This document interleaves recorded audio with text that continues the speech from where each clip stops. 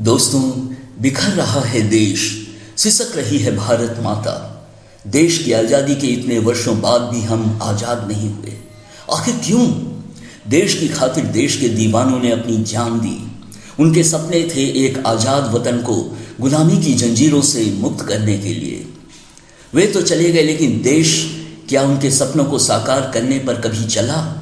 शायद 2 कदम आगे फिर 4 कदम पीछे।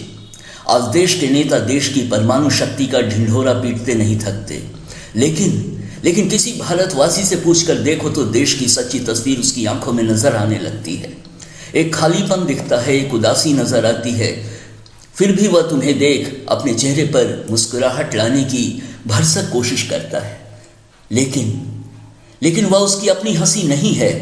वह तो अपने देश के विकास से एडजस्ट करने की कोशिश कर रहा है।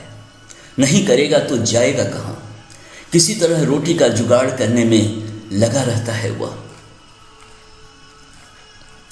किस आधुनिकता की बात करते हो?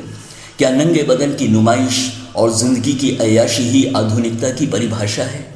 किस सोच में जीते रहने की आदत डाल ली है तुमने? क्या जो सोच तुम्हें विरासत में मिली उससे आगे तुम बढ़ पाए? हर सोच में दम हो कोई ज़रूरी भी तो नहीं, और किसी सोच में ताकत दोस्तों तभी होती है जब वह तुम्हें आगे बढ़ने का रास्ता दिखाती है।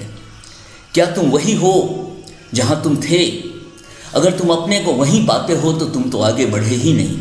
फिर किस प्रगति और आगे बढ़ने की बात करते हो?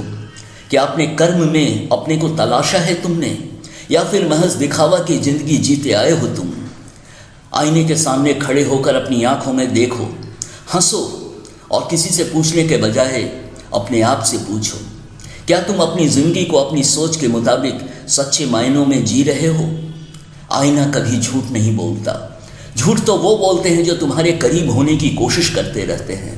तुम्हारा सच तुम्हारे अंदर ही छुपा रहता है, तुम्हारी आत्मा की दीवारों के अंदर, जो कभी झांक झांक कर तुम्हें तुम्हारी पहचान की याद दिलाता रहता है। धन्यवाद।